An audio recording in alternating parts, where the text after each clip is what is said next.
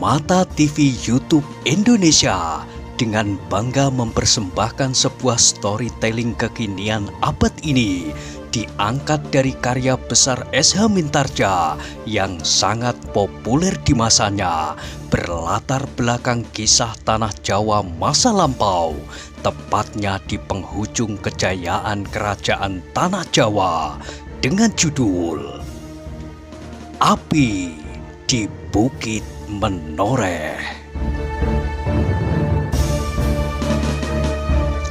Pada kesempatan yang sangat baik ini, kita masuk pada episode yang ke-55. Selamat menikmati. Pada episode sebelumnya telah diceritakan, macan kepatihan menggigit bibirnya. Ia tidak senang mendengar pertanyaan itu, tetapi ia terpaksa menjawab. "Ya, apa yang mereka lakukan?" "Pertama, mereka mencari beras seperti Tuan. Mereka telah membawa 10 bakul beras. Apakah Tuan tidak mendapat bagian dari yang 10 bakul itu, sehingga Tuan terpaksa mencari sendiri?" Tohpati terdiam sesaat, tetapi kemudian jawabnya, "Kau benar-benar orang tua yang bodoh. Berapa ratus orang pajang yang berada di Sangkal Putung?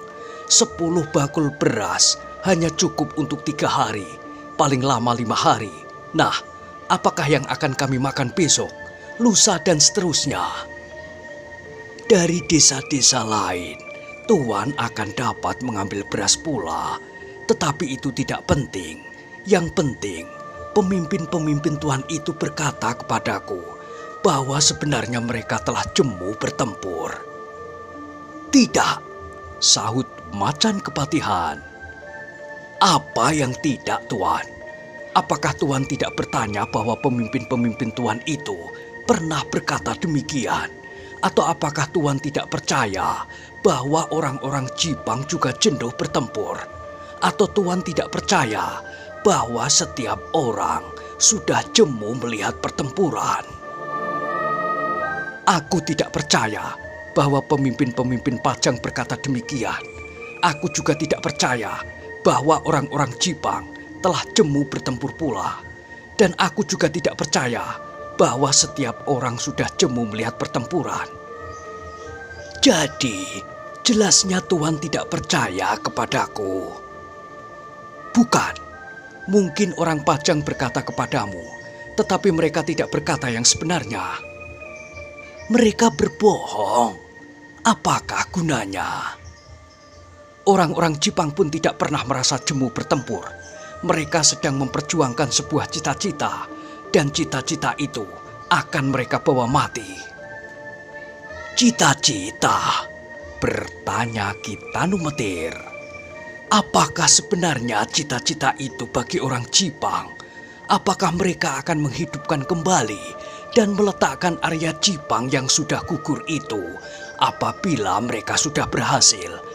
Tuan, apakah Tuan tidak sependapat dengan pemimpin-pemimpin Tuan bahwa sebenarnya di antara mereka dan orang-orang Jipang itu tidak terdapat soal-soal yang tidak perlu melibatkan mereka dalam pertentangan yang berlarut-larut?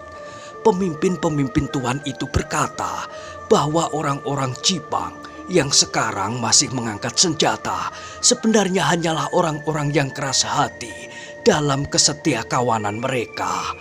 Kalau mereka setia pada cita-cita mereka semula, maka cita-cita itu tidak akan dapat terlaksana. Apapun yang akan mereka lakukan, seandainya orang-orang pajang akhirnya dapat mereka tumpas, namun Trah Sekar Sedoleben, dasar dari perjuangan Arya Penangsang telah punah. Tak ada orang yang dapat menempatkan diri sebagai penerus cita-cita itu. Tak ada orang-orang yang dapat menamakan diri Trah Sekar Sedoleben. Tetapi itu adalah perjuangan menuntut keadilan. Siapakah yang membunuh Sekar Sedoleben? Kalau Sekar Sedoleben tidak terbunuh, apakah Arya Penangsang tidak akan naik ke atas tahta? Ya, Pemimpin Tuan juga mengatakan dasar tuntutan orang-orang Jipang itu. Sekarang Tuan juga mengatakan. Oh, Tohpati mengusap kumisnya. Hampir-hampir ia lupa bahwa ia mengaku sebagai orang Sangkal Putung. Tetapi tak seorang pun tahu pasti apa yang terjadi dengan Sekar Sitolepen. Terdengar Kitanu Metir meneruskan. Dan semua itu telah lampau. Kalau kita tenggelam dalam urut-urutan dendam, kapan kita akan berhenti berkelahi sesama kita? Tohpati terdiam sesaat sambil mengurut-urut kumisnya yang tebal melintang. Di dalam hatinya timbullah berbagai pertanyaan tentang orang tua yang mengaku berasal dari padukuhan benda itu. Macan Kepatihan sama sekali tidak dapat mengerti kenapa orang-orang dari benda dapat berkata-kata seperti yang diucapkan oleh orang tua itu.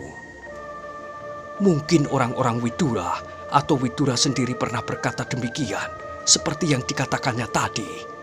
Berkata Tohpati di dalam hatinya. Kemudian suara di dalam hatinya itu berkata pula, apakah benar-benar Widura dan Untara sudah jemu bertempur?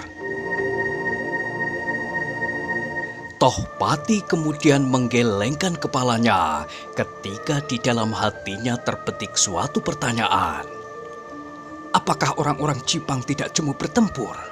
Kapankah pertempuran itu akan berakhir? Tidak. Kata-kata orang itu dibantahnya sendiri di dalam hatinya pula. Aku tidak akan pernah jemu bertempur. Syukurlah kalau orang-orang Pajang telah menjadi jemu. Itu adalah pertanda pertama bahwa mereka telah sampai ke tepi jurang kehancuran mereka. Tetapi Tohpati itu terkejut ketika Kitanu Metir berkata pula, nah, Tuan, kalau Tuan tidak sedang mengejar-ngejar orang Jipang, maka Tuan akan dapat hidup di dalam lingkungan keluarga Tuan, di dalam lingkungan anak istri Tuan, kalau Tuan sudah punya. Kalau tidak, maka ibu Tuan dan ayah Tuan tidak akan selalu menunggu Tuan di ambang pintu halaman. Kami bukan laki-laki cengeng, sahut Tohpati. Setiap perjuangan memerlukan pengorbanan. Kau pun harus mengorbankan berasmu untuk perjuangan ini. Nanti siang, aku akan segera datang ke benda untuk mengambil beras itu. Jangan Tuan, jangan hari ini. Tuan pasti akan kecewa sebab perempuan-perempuan kami belum menumbuk padi. Besok atau lusa baru Tuan dapat datang mengambilnya.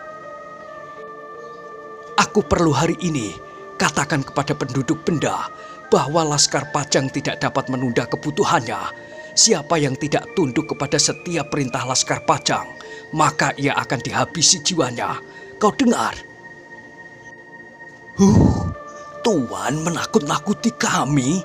Laskar Jipang pun tidak mengancam sekasar itu, Tuan. Apakah Tuan sedang bersenda gurau?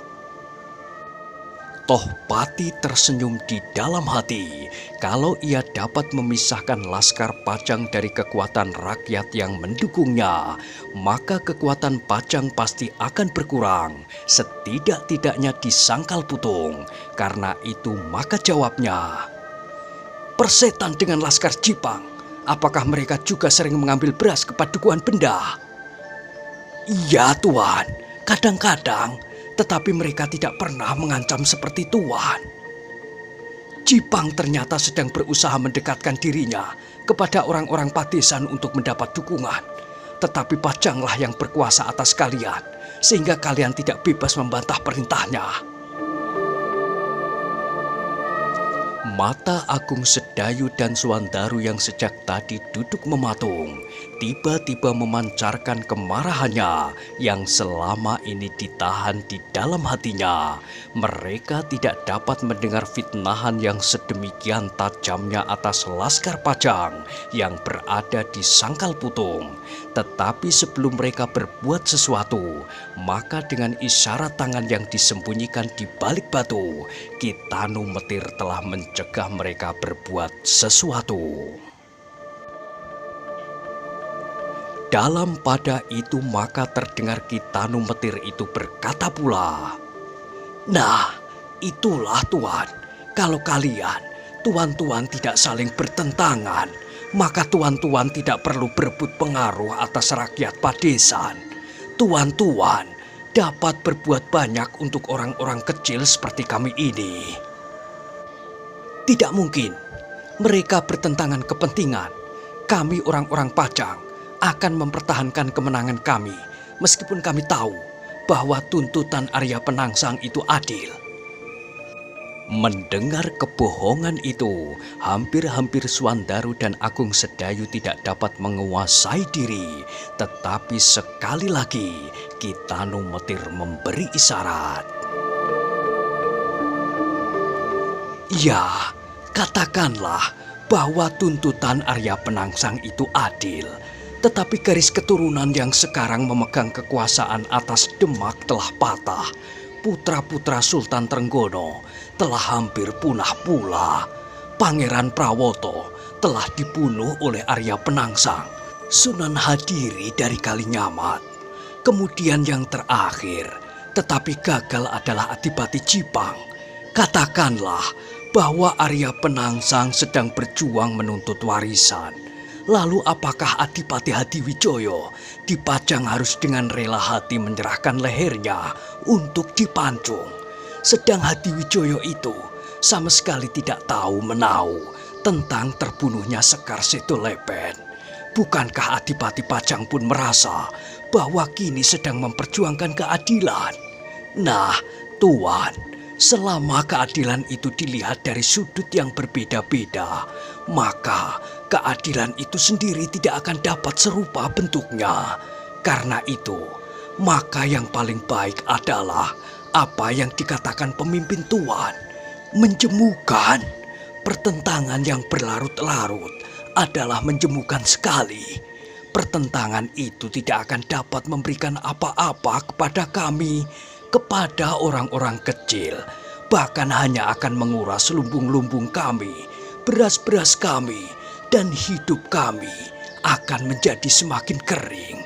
Tetapi kalau Tuan tidak saling bertentangan, menimbang dendam di hati, maka kami akan dapat bekerja dengan baik, dengan tenang, dengan tentram. Dan tuan-tuan yang bijaksana akan dapat menuntun kami, tidak dalam olah senjata, tidak dalam bermain pedang dan tombak, tetapi dalam olah tetanen dan kebutuhan kami sehari-hari. Macan Kepatihan terdiam pula sesaat. Kata-kata itu benar-benar menyentuh sudut hatinya. Tetapi tiba-tiba terdengar orang yang berdiri di sampingnya. Sono Keling tertawa terbahak-bahak. Katanya, "Hei, Pak Tua, dari mana kau dengar uraian yang melingkar-lingkar itu?" Ki Tanu Metir memandang orang yang berdiri di samping Macan Kepatihan itu. Kemudian jawabnya, "Sebagian aku dengar dari pemimpin-pemimpin Tuan sendiri, dari orang yang bernama Widura dan yang lain bernama Untara." Sekali lagi Macan Kepatihan mengerutkan keningnya. Kalau Widura dan Untara berpendirian demikian, maka apakah sebenarnya yang telah mendorong mereka, orang-orang Pajang dan orang-orang Jipang, saling berbunuhan?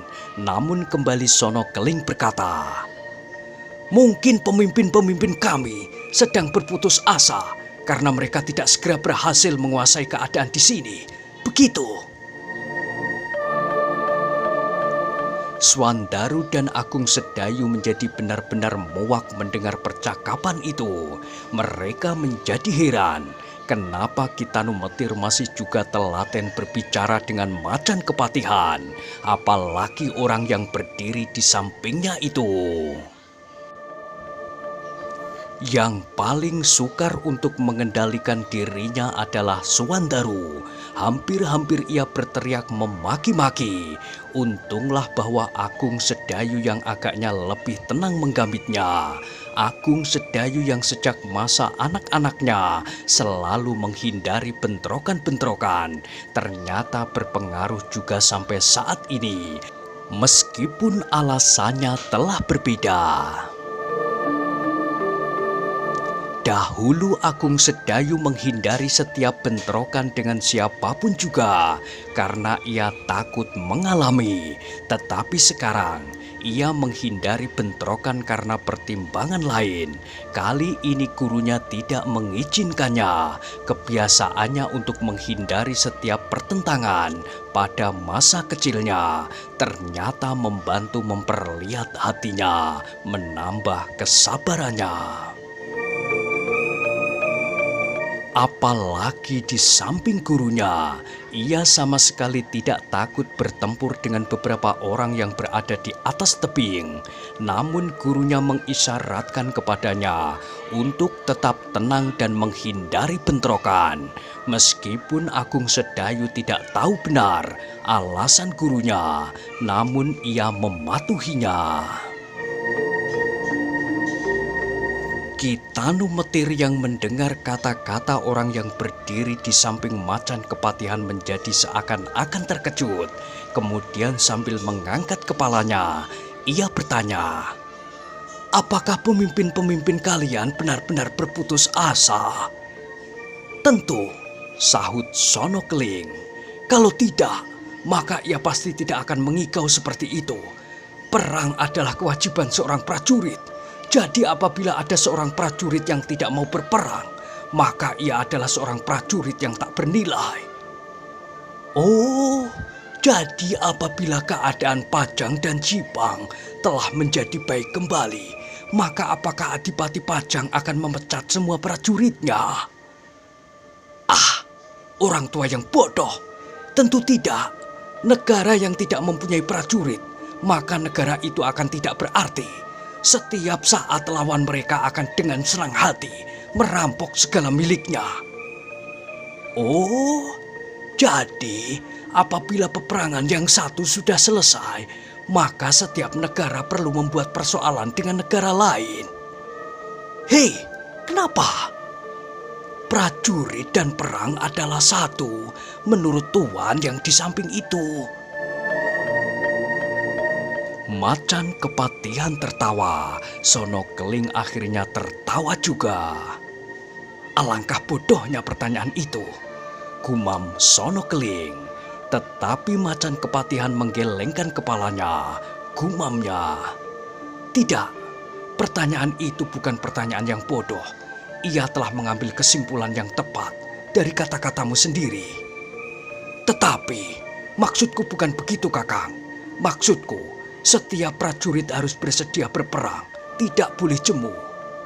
"Jelaskan kepada orang tua itu, jangan kepadaku," potong Macan Kepatihan. Oh, Sono Keling mengerutkan keningnya.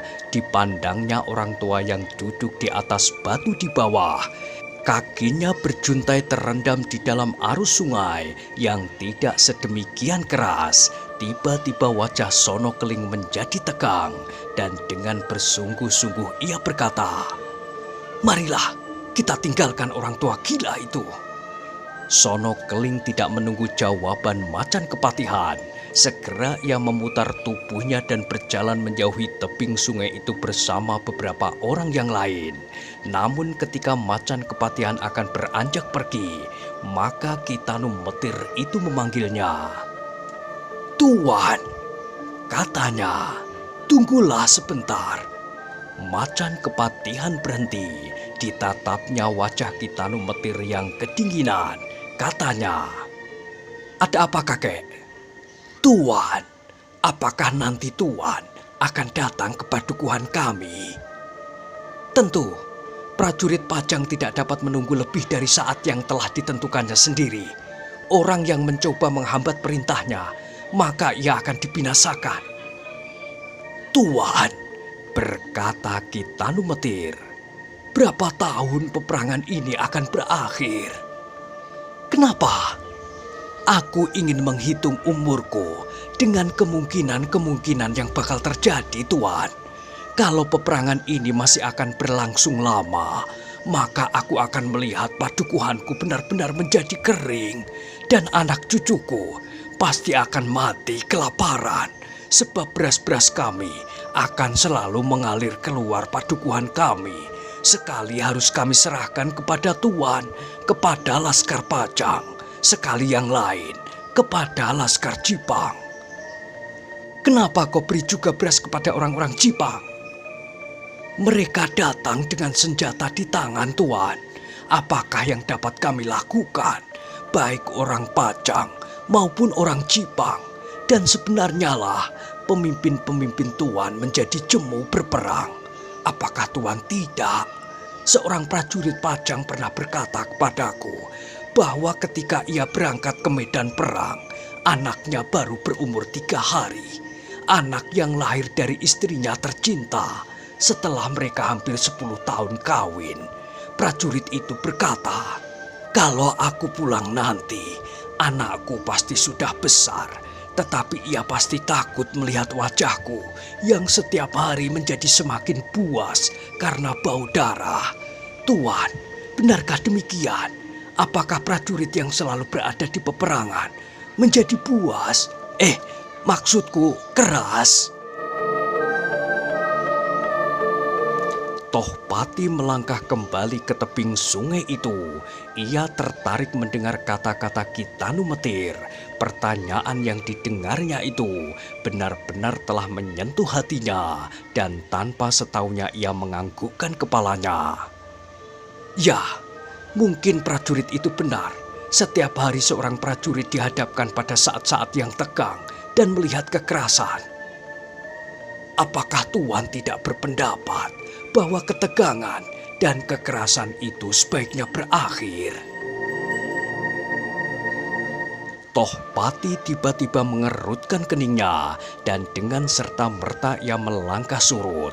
Ia tidak mau mendengar pertanyaan-pertanyaan orang tua itu yang lebih banyak lagi. Pertanyaan-pertanyaan yang mengetuk dinding hatinya. Dinding hati seorang manusia yang kebetulan menjadi seorang prajurit. Seorang manusia yang kebetulan memiliki senjata di tangannya dan sedang memperjuangkan kehendak dan cita-cita dengan senjata itu, bahkan mencoba memaksakan kehendak itu kepada orang lain dengan tajam senjatanya, baik atau tidak baik menurut penilaian orang lain.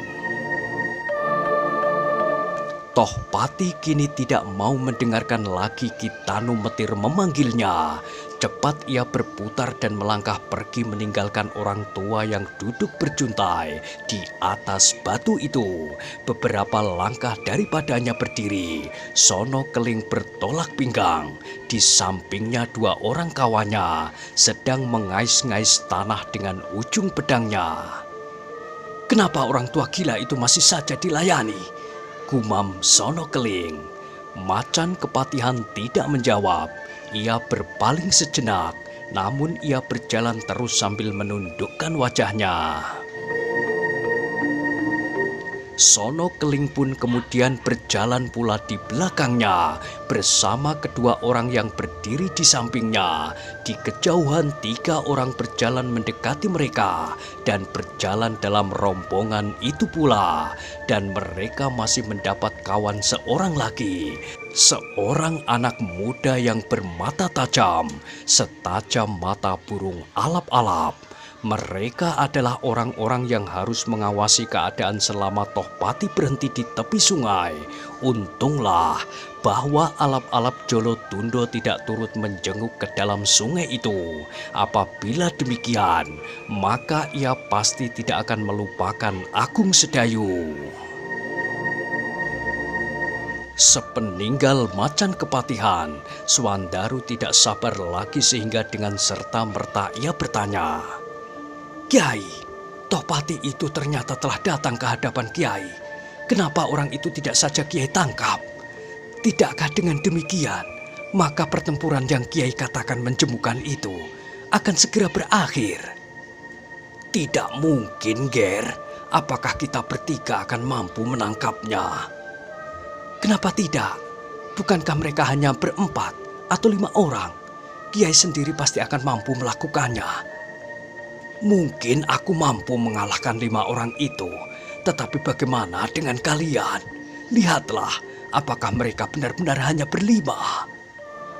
"Bukankah aku masih dapat menghitung demikian baik?" sahut Swandaru dengan nada tinggi. "Belum tentu. Coba tengoklah sekarang."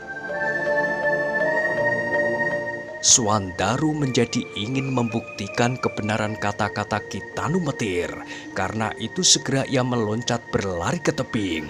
Dengan tergesa-gesa ia mendaki tebing dan dengan hati-hati ia mencoba mengintip macan kepatihan yang sudah berjalan agak jauh. Ketika dilihatnya rombongan itu, Swandaru menarik nafas dalam-dalam. Ternyata Ki Tanumetir benar, mereka tidak hanya 5 atau 6, tetapi sekarang rombongan itu menjadi tidak kurang dari 10 orang. Bahkan di sudut-sudut desa, di kejauhan masih mungkin pula berdiri orang-orangnya yang sedang mengawasi keadaan di sekitarnya. Perlahan-lahan, Swandaru meluncur turun. Dengan mengangguk-anggukkan kepalanya, ia berkata, "Ya, Kiai benar. Mereka sudah 10 sekarang. Mungkin masih akan tambah lagi." "Nah, karena itu, maka sebaiknya kalian tidak tergesa-gesa menentukan sikap apabila kalian menghadapi sesuatu. Cobalah membuat perhitungan-perhitungan yang cermat, baru kalian menentukan sikap. Tetapi itu tidak berarti bahwa kalian harus membuang-buang waktu untuk itu. Kalian perlu berpikir cepat dan tepat." Agung Sedayu dan Swandaru mengangguk-anggukkan kepala mereka. Tetapi dalam pada itu Agung Sedayu bertanya pula, "Tetapi Kiai, bukankah yang mereka katakan itu bohong belaka? Apakah benar bahwa orang-orang Pajang dan Sangkal Putung selalu berbuat sedemikian kasarnya terhadap penduduk?" "Tentu tidak, Ger. Tetapi orang-orang itu mengatakannya mereka berpura-pura menjadi orang Pajang dan berbuat hal-hal yang jelek atas penduduk." Ki Tanumetir tersenyum. "Namun dengan demikian, bukankah kita dapat mengetahuinya? Salah satu cara yang mereka tempuh, mereka ternyata tidak saja berperang dengan pedang dan tombak, namun mereka mempergunakan cara-cara yang licik untuk mengurangi kekuatan prajurit Pajang dan Laskar Sangkal Putung dengan memisahkan mereka dari penduduk di sekitarnya. Dan pengetahuan kita atas cara itu adalah sangat penting. Angger Untara dan Angger Widura harus segera mengetahuinya pula." Kembali Agung Sedayu dan Swandaru mengangguk-anggukkan kepala mereka. Dan sekali lagi mereka menyadari kekurangan mereka. Ternyata orang tua itu telah berbuat menurut pertimbangan yang semasak-masaknya. Dalam pada itu maka Ki Tanumetir berkata pula, "Nah, Ger, untuk menghindari kemungkinan-kemungkinan yang kurang baik, maka marilah kita meninggalkan tempat ini segera. Aku tidak dapat memastikan apakah mereka akan kembali atau tidak. Namun apabila mereka kemudian berbicara di antara mereka dan diketemukannya persoalan-persoalan yang mereka anggap kurang wajar, maka mereka pasti akan segera kembali. Karena itu, maka marilah kita segera menyingkir." Swandaru dan Agung Sedayu mengangguk dan hampir bersamaan mereka menjawab, "Marilah Kiai." Kitanu Metir itu pun kemudian berdiri dan segera kembali ia meloncat dari satu batu ke batu yang lain. Namun kali ini ia berkata, "Kalian tidak perlu menginjak batu bekas kakiku. Pilihlah sendiri batu-batu mana yang mungkin kalian loncati. Namun kalian dapat melihat bagaimana caraku meloncat. Cara ini pun nanti akan sangat berguna bagi kalian dalam langkah-langkah unsur-unsur gerak yang akan kalian pelajari." Swandaru menarik nafas panjang. Ia tidak perlu lagi jatuh terguling ke dalam air. Kini ia dapat memilih batu-batu yang tidak sesulit langkah Kitanu Metir. Namun meskipun demikian, sekali-sekali ia masih juga harus terjun ke dalam air meskipun tidak terpelanting jatuh. Ternyata Agung Sedayu lebih lincah dari Swandaru. Kecakapannya dan bekalnya masih agak lebih banyak dari saudara seperguruannya yang gemuk bulat itu. Bahkan dalam olah senjata pun Agung Sedayu terpaut cukup jauh dari Swandaru. Dan inilah kesulitan Kitanu Metir. Namun ia adalah orang yang berpengalaman, sehingga kesulitan itu pun pasti akan dapat diatasinya. Ketika mereka mendekati padukuhan Sangkal Putung dan ketika mereka sudah sampai di sekitar tanah persawahan yang sedang digarap, maka mereka pun segera berhenti. Mereka kemudian berjalan sebagaimana biasa, menyelusur tepian memasuki padukuhan Sangkal Putung. Tetapi ketika seorang melihat mereka, maka tiba-tiba orang itu tertawa terkekeh-kekeh. Mereka segera mengenal Swandaru dan Agung Sedayu. Tetapi bahwa mereka basah kuyup adalah suatu yang sangat menggelikan. "Anak Mas Swandaru, kenapa kau menjadi basah kuyup?" Swandaru tersenyum lucu sekali. Dengan singkat ia menjawab, "Mandi. Apakah kalian mandi dengan seluruh pakaian kalian? Dengan ikat kepala, kain dan kamus timang segala?" "Ya, tanpa membuka baju dan kain panjang." "Aku terjatuh tahu," potong Swandaru. "Bertiga?" "Ya, bertiga. Kami berjatuhan ke dalam sungai." Orang itu tertawa berkepanjangan, namun Swandaru tidak mempedulikannya lagi. Mereka bersama berjalan tergesa-gesa lewat pinggir kali, kemudian menyusuri parit sidatan yang akan sampai di belakang rumah Swandaru Geni. Ketika mereka naik pinggiran susukan itu, maka Swandaru itu pun mengumpat-umpat. Regol belakang ternyata ditutup rapat-rapat. Dengan jengkelnya Swandaru memukul-mukul pintu regol itu, namun tidak seorang pun yang mendengarnya. "Gila orang-orang Sangkal Putung itu," desahnya. "Marilah kita lewat jalan samping," ajak Agung Sedayu. "Tidak mau," jawab Swandaru. "Pakaian kita basah kuyup. Mereka seisi halaman pasti akan mentertawakan kita." "Lalu bagaimana?" Swandaru berpikir sejenak. Lalu tiba-tiba ia berjalan mendekati sebatang pohon randu di luar regol halamannya. Lewat pohon itu, ia memanjat ke atas. Kemudian dengan susah payah ia mencoba menggapai dinding halaman, namun ternyata ia tidak berhasil. "Bagaimana?" bertanya Agung Sedayu. Swandaru menggeleng. "Sulit," desahnya. "Turunlah, biar aku mencobanya," berkata Agung Sedayu. Sejak kecil aku sudah pandai memanjat. Kali ini aku tidak dapat meloncati jarak ini. Apakah kau pikir kau lebih pandai daripadaku?" "Aku hanya akan mencoba," jawab Agung Sedayu.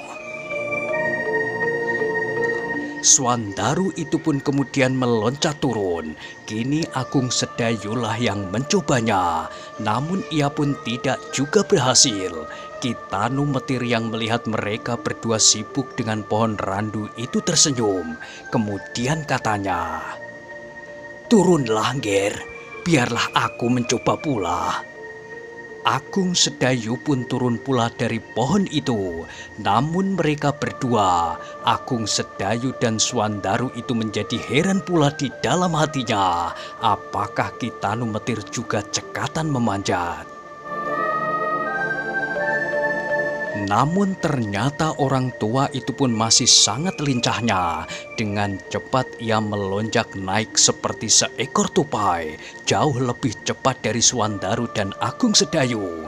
Tetapi Kitanu Metir itu tidak berhenti ketika ia telah mencapai ketinggian yang sejajar dengan dinding halaman. Ia masih naik lagi beberapa depa.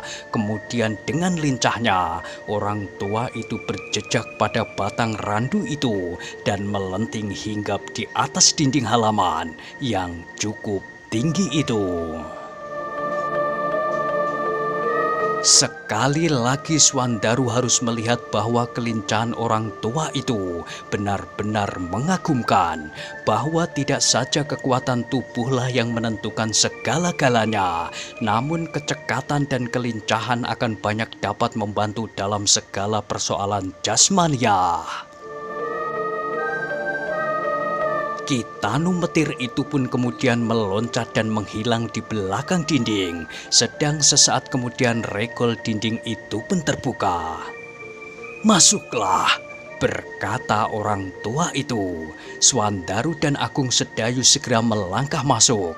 Meskipun mereka tidak berkata apapun, namun di dalam kepala Swandaru semakin tajamlah pengakuannya atas seorang yang menamakan diri Kitanu Metir itu, bahwa apa yang telah diperlihatkan kepadanya barulah sebagian kecil dari segenap ilmunya, dan karena itulah maka ia menjadi semakin mantap berguru kepadanya. Jauh dari padukuhan Sangkal Putung, Tohpati berjalan sambil menundukkan wajahnya. Rombongannya semakin lama menjadi semakin banyak, sehingga akhirnya sampai pada 20 orang.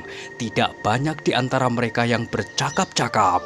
Sekali dua kali terdengar ada yang berbisik-bisik di antara mereka. Namun kemudian kembali mereka berdiam diri. Dalam perjalanan itu hati Tohpati selalu diganggu saja oleh pertanyaan-pertanyaan yang didengarnya dari Kitanu Metir. "Ya," gumamnya di dalam hati, "berapa tahun pertempuran ini akan berakhir?" Tohpati itu pun kemudian berpaling. Dilihatnya beberapa wajah anak buahnya yang kosong. Kosong seperti otak mereka yang kosong pula. "Apakah kepentingan mereka bertempur?" desis Tohpati di dalam hatinya. "Apakah mereka tahu juga bahwa kami sedang melepaskan dendam kami atas gugurnya Adipati Jipang?" Tohpati itu pun terkejut sendiri mendengar kata-kata hatinya. Dendam?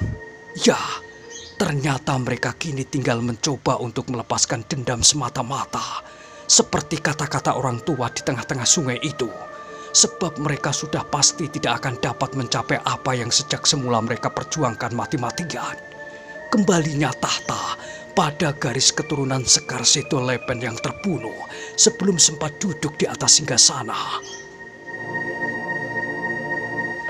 Macan kepatihan itu berdesah di dalam hatinya. Apakah sudah sewajarnya kalau ia membawa orang-orang yang tidak tahu menau itu ke dalam suatu peperangan yang tak akan kunjung habis, sedang ia tahu pasti bahwa akhir dari perjuangan ini bukanlah suatu yang dapat dibangga-banggakan bagi dirinya sendiri. Sudah pasti tidak ada jalan kembali. Namun bagi orang-orangnya yang tidak banyak mengetahui tentang Arya Penangsang dan tuntutan-tuntutannya, tiba-tiba macan kepatihan itu mengumpat. "Setan, orang tua itu bukan orang yang tolol." Sono Keling terkejut. Selangkah ia menyusul maju dan bertanya, Kenapa? Macan Kepatihan menggeram dengan marahnya. Langkahnya tiba-tiba terhenti dan dengan kepala tengadah ia mengulangi kata-katanya. Orang tua di tengah sungai itu benar-benar bukan orang yang bodoh. Sono Keling mengangkat alisnya. Kata-kata Tohpati itu mengherankannya. Apakah yang sebenarnya menarik pada orang tua itu? Tohpati memberi kesan kepada orang tua itu, seolah-olah orang Pajanglah yang selalu datang ke pedesaannya dan merampas beras. Bukankah itu sudah memberikan suatu keuntungan? Kalau orang tua itu menyebarluaskan kata-kata Tohpati, maka mereka, penduduk benda pasti akan membenci Laskar Pajang dan setidak-tidaknya akan mengurangi bantuan mereka kepada orang-orang Pajang, sehingga orang-orang benda tidak lagi akan memberikan banyak keterangan tentang gerakan-gerakan Tohpati yang dapat mereka lihat dan mereka ketahui. Tetapi Sono Keling itu menjadi semakin terkejut ketika Tohpati berkata, "Ternyata kitalah yang bodoh, bukan orang tua itu." "Siapakah orang tua itu menurut dugaanmu?" bertanya Sono Keling. Macan Kepatihan menggeleng. "Aku tidak tahu, tetapi orang itu memberikan suatu kesan yang aneh di dalam hatiku. Ia bukan tidak sengaja mengajukan berbagai pertanyaan, dan pasti bukanlah kebetulan kalau mereka berada di tempat itu di siang hari begini." Sono Keling tidak bertanya lagi, namun ia benar-benar heran ketika ia melihat mata Tohpati kemudian menjadi suram. "Apakah kita akan kembali lagi ke sungai untuk meyakinkan diri?" Tohpati menggeleng. "Tidak ada gunanya, mereka pasti telah pergi. Mereka pasti bukan orang-orang benda, dan anak-anak muda itu pasti bukan cucunya.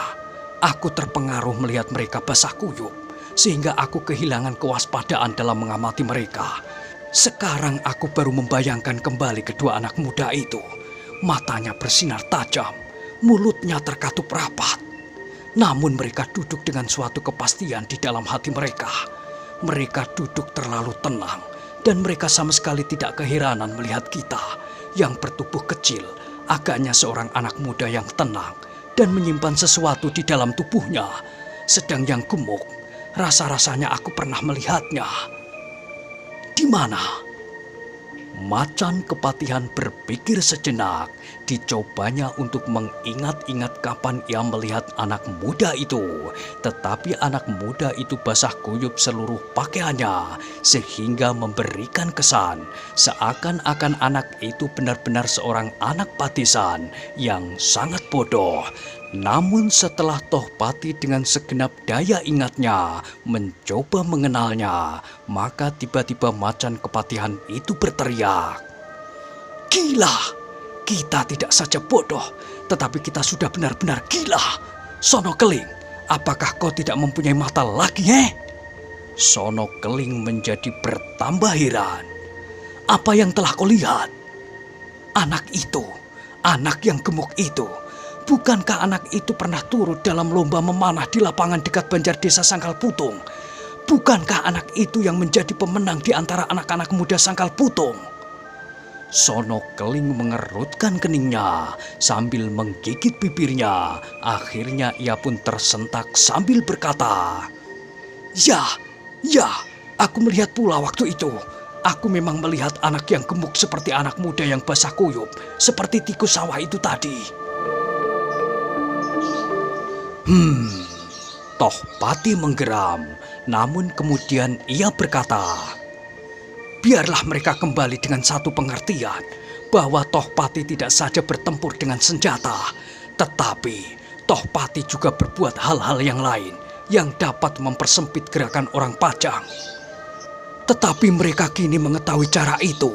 Anak itu pasti akan menyampaikannya kepada Widura atau Untara yang sekarang sudah berada di Sangkal Putung itu. Ya, tetapi Untara akan melihat pula bahwa luka-luka Tohpati yang ditimbulkannya kini telah sembuh benar-benar. Tohpati telah menjadi segar kembali, dan sebentar lagi Tohpati akan mampu menggulung sangkal putung. Sono Keling mengangguk-anggukkan kepalanya, katanya, "Marilah kita kembali, kita lihat apakah mereka masih berada di tempat itu." Tohpati menggeleng, katanya, "Mereka bukan orang-orang bodoh seperti kita. Mereka pasti tahu siapa kita, karena itu mereka pasti sudah pergi." Sono Keling tidak menjawab. Dilihatnya betapa Tohpati menjadi sangat kecewa karenanya. Tetapi Sono Keling tidak melihat bahwa hati macan kepatihan yang tak pernah dapat diguncangkan itu kini sedang ragu-ragu. Diragukannya kata-katanya sendiri. Apakah ia benar-benar mampu menggulung sangkal putung? Dan kembali beberapa pertanyaan telah mengguncangkannya pula. Pertanyaan yang menggores dinding hatinya. Apakah sebenarnya yang akan aku dapatkan dengan menduduki sangkal putung? Makan, itu saja. Pertanyaan itu tak pernah mengganggu sebelum ia bertemu dengan orang tua di tengah-tengah sungai itu. Pertanyaan itu bahkan tidak pernah ada. Namun kini pertanyaan itu sangat mengganggu ketenangannya. Bahkan kemudian pertanyaan-pertanyaan yang lain bermunculan pula di dalam benaknya. Pertanyaan-pertanyaan yang dapat menyulitkannya. Apakah ia untuk seterusnya akan dapat menduduki sangkal putung apabila berhasil direbutnya? Tidak. Pertanyaan itu dijawabnya sendiri. Widura dan Untara akan mengerahkan pasukan yang kuat untuk merebut sangkal putung, merampas kembali kademangan itu. Meskipun aku telah mendapatkan beberapa pikul padi dan kekayaan-kekayaan yang lain, tetapi beberapa bulan kemudian, maka kami akan kelaparan lagi, dan pasukan Untara akan diperkuat pula. Sedang apabila kami tetap bertahan di kademangan itu, apakah yang akan kami lakukan kemudian? Menjadi adipati, mewarisi cita-cita Arya Penangsang. Menjemukan. Desisnya tiba-tiba. Sono Keling terkejut mendengar kata-kata itu, sehingga dengan serta-merta ia bertanya, "Apa yang menjemukan?" Tetapi macan kepatihan sendiri bukan main terkejutnya mendengar kata-kata itu, kata-katanya sendiri. Sehingga karena itu, maka macan kepatihan itu menjadi gelisah, apalagi ketika Sono Keling mendesaknya. "Apakah yang menjemukan, Tohpati menjawab sekenanya. "Widura dan Untara, mereka benar-benar menjemukan. Karena itu mereka harus segera dilenyapkan. Ayo kita kembali. Malam ini sangkal putung kita bakar sampai habis. Persetan dengan segala macam lumbung-lumbungnya, dan persetan dengan segala macam isinya." Sono Keling mengerutkan keningnya. Dilihatnya wajah macan kepatihan menjadi merah membara. Namun demikian ia menjawab, "Bagaimana mungkin? Sebagian orang-orang kita tidak ada di tempat. Mereka sedang mencoba mengambil perbekalan ke utara." "Aku tidak peduli. Masih harus dipertimbangkan," sahut Sono Keling. "Aku tidak mau membunuh diri." "Terserah kepadamu. Aku akan pergi malam ini. Jangan kehilangan perhitungan." Tohpati tersadar dari kebingungannya ketika dilihatnya Sono Keling penuh kebimbangan. Maka berkatalah macan kepatihan itu kemudian, "Kau tidak sependapat. Berbahaya sekali. Kapan orang-orang yang pergi itu akan datang kembali? 3 atau 4 hari, mereka akan membawa sisa-sisa laskar kita yang bertempur di sisi utara Pajang. Kekuatan itu akan dipusatkan di sini. Bukankah begitu kehendakmu? Nanti apabila kau telah berhasil di sini, maka kau akan membawa seluruh barisan ke utara dan melepaskan beberapa kepentingan di selatan. Kalau keadaan di utara menjadi lebih baik, kau akan bertempur dan memulai perjuangan seterusnya dengan landasan daerah utara. Bukankah begitu? Nah, karena itu, apakah kau akan menunggu orang-orang yang pergi itu? Ya, aku akan menunggu dalam waktu yang pendek. Setelah itu, aku tidak akan dapat menunda lagi. Sejak kini seluruh pasukan harus disiapkan.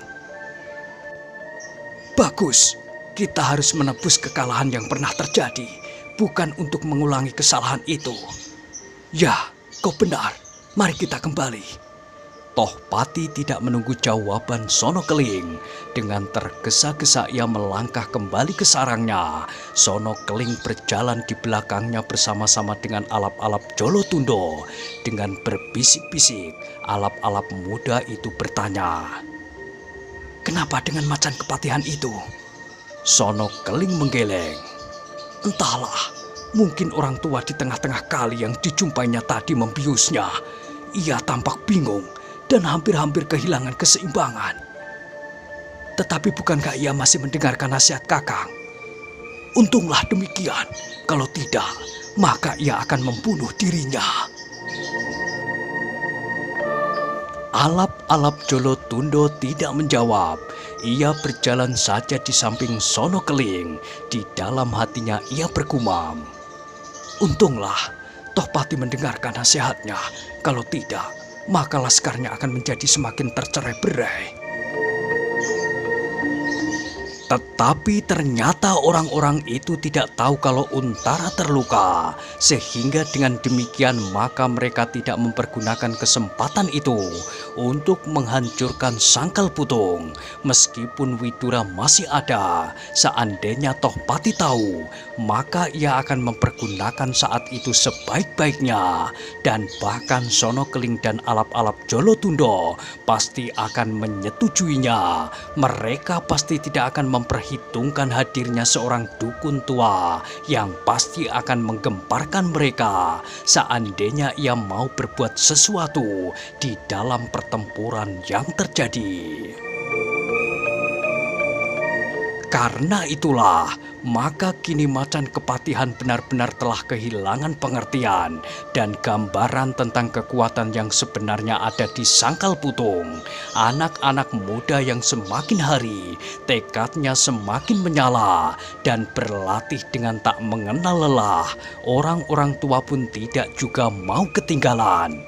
Meskipun si Danti meninggalkan Sangkal Putung, namun Agung Sedayu telah siap menggantikannya dalam setiap persoalan.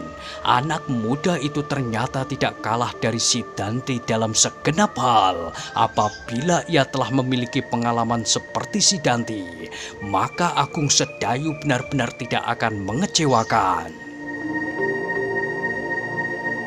Demikianlah ketika macan kepatihan menyiapkan kembali sebuah serbuan yang akan dilancarkan atas Sangkal Putung, maka Sangkal Putung pun sedang giat menempa dirinya. Sementara itu, Swandaru dan Agung Sedayu telah dengan tekun menuruti nasihat-nasihat Ki Tanumetir.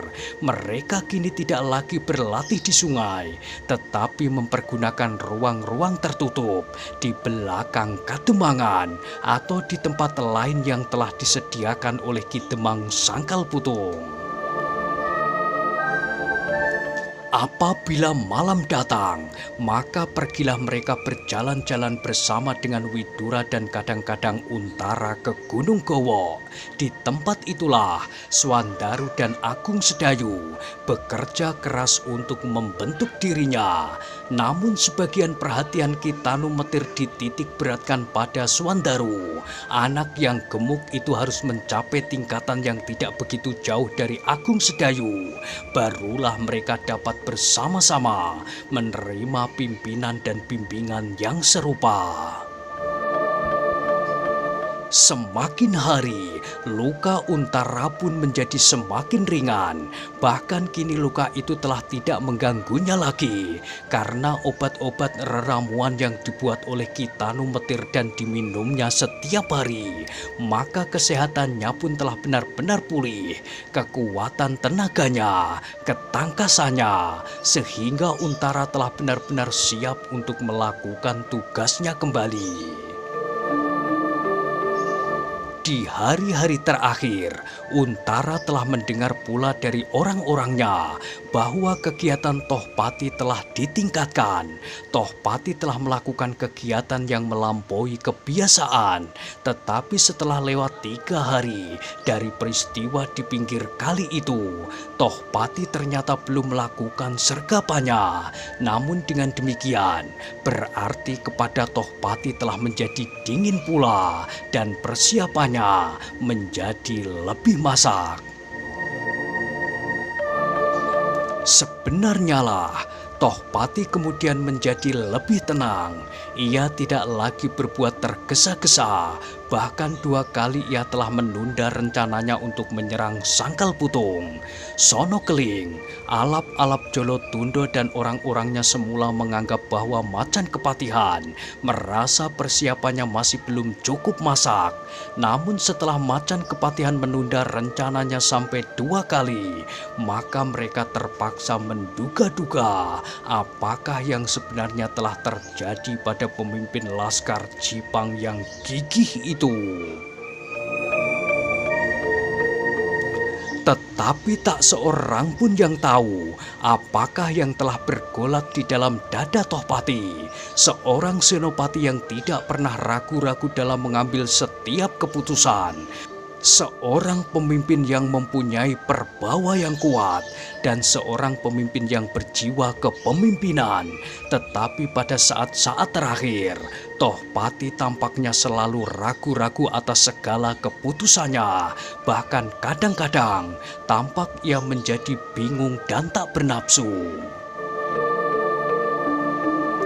Keadaan itu benar-benar mencemaskan beberapa orang pembantunya, terutama Sono Keling dan Alap-alap Jolotundo. Namun sampai sedemikian jauh, belum ada di antara mereka yang berani menanyakannya. Meskipun Laskar Jipang kemudian telah siap melakukan segala macam perintahnya, meskipun seluruh sisa-sisa pasukan Sono Keling, Alap-alap Jolotundo dan sisa-sisa Laskar Ploso Ireng beserta laskar yang tercerai-berai telah berkumpul di hutan-hutan di sebelah barat Sangkal Putung. Namun Tohpati tidak segera mulai dengan serangannya, bahkan tampaklah ia menjadi murung dan ragu-ragu. Namun dalam saat-saat terakhir, Macan Kepatihan itu selalu berjalan berkeliling dari seorang laskarnya ke orang berikutnya. Mereka bercakap-cakap dan berbincang-bincang dalam berbagai persoalan. Mereka berbicara tentang hal-hal yang sama sekali tidak bersangkut paut dengan kelaskarannya. Beberapa orang anggota laskarnya menjadi heran dan terkejut. Pemimpinnya yang ditakuti dan disegani itu tiba-tiba telah datang kepadanya, menepuk pundaknya sambil bertanya dalam banyak persoalan. Seorang yang bertubuh tinggi, kurus dan berkumis jarang-jarang hampir tak dapat menjawab ketika tiba-tiba saja Tohpati telah berdiri di sampingnya sambil bertanya, "Hei, apa kerjamu?" Orang itu memandang pemimpinnya seperti baru sekali dilihatnya, sehingga Tohpati itu mengulangi, "Apa kerjamu?" Terbata-bata orang itu menjawab, "Duduk, Tuan. Aku hanya duduk saja." Tohpati tersenyum. Dipandanginya wajah yang kurus pucat itu. Tiba-tiba ia bertanya pula, "Berapa umurmu?" 18 tahun, Tuan." "Hei?" Tohpatilah yang kemudian terkejut. Anak itu berumur 18 tahun, namun wajahnya tampak jauh lebih tua dari umurnya itu, sehingga hampir tidak percaya ia mengulangi pertanyaannya. "Umurmu berapa?" Laskar yang kurus itu benar-benar menjadi heran, namun ia menjawab pula, 18 tahun, Tuan. Benar-benar 18 tahun. Tohpati mengangguk-anggukkan kepalanya. Dengan wajah yang suram ia berkata, "Kau masih sangat muda. Apakah kau masih mempunyai ayah dan ibu?" Anak itu menggeleng. Tiba-tiba wajah anak itu pun menjadi suram pula, sesuram wajah pemimpinnya. Dengan suara parau ia menjawab, "Ayah telah mati terbunuh beberapa bulan yang lampau." "Kenapa?" bertanya Tohpati. "Siapakah yang membunuhnya?" "Ayah terbunuh ketika Laskar Pajang memasuki padukuhanku. Ayah mencoba ikut bertahan, namun ujung tombak orang Pajang telah menyobek dadanya."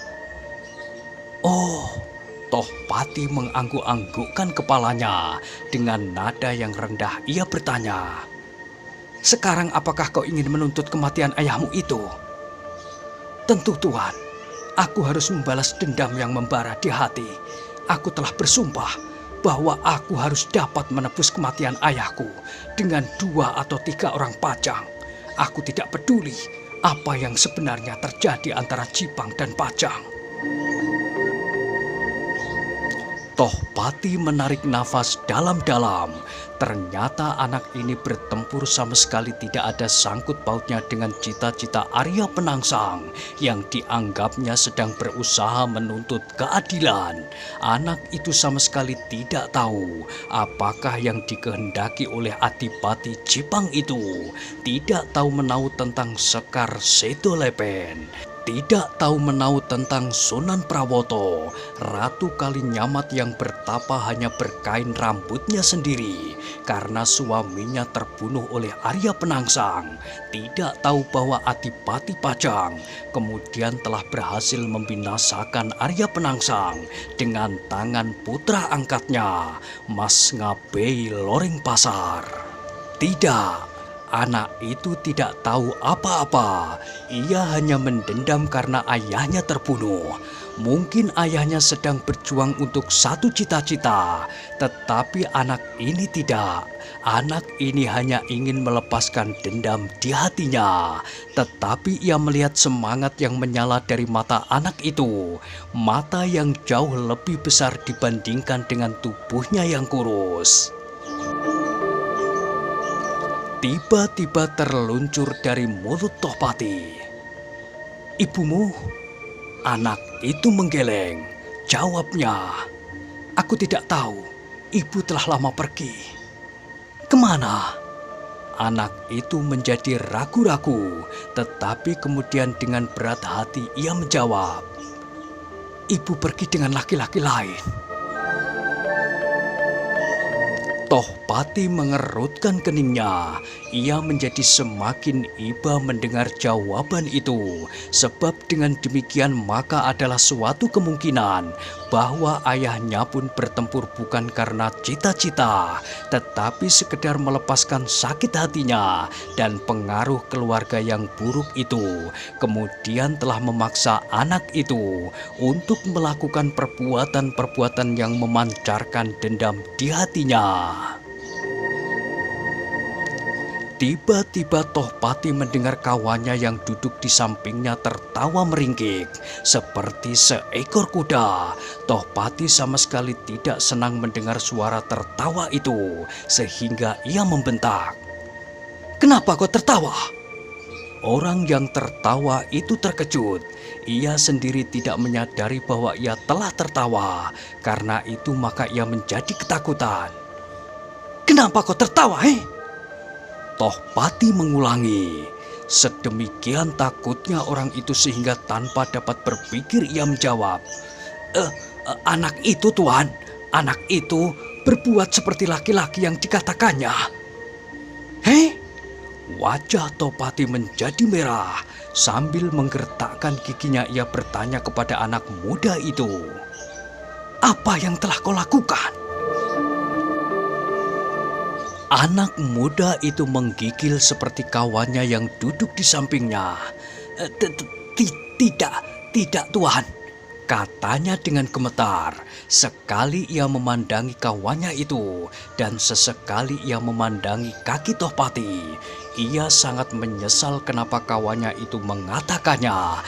Dan kawannya itu pun bukan main terkejut mendengar kata-katanya sendiri. "Apa yang telah kau lakukan?" bertanya Tohpati dengan nada yang berat penuh tekanan. Aku tidak apa-apa Tuan. Jawab anak muda itu terbata-bata.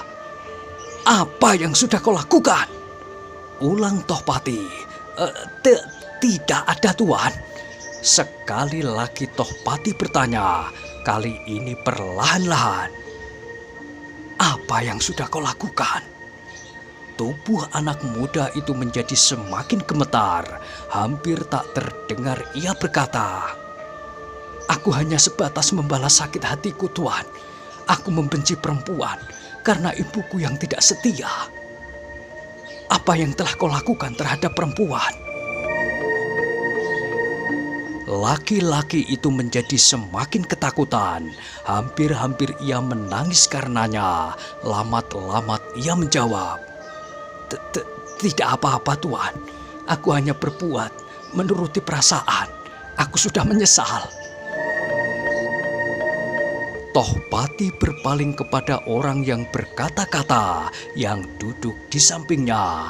Laki-laki itu pun menunduk dalam-dalam.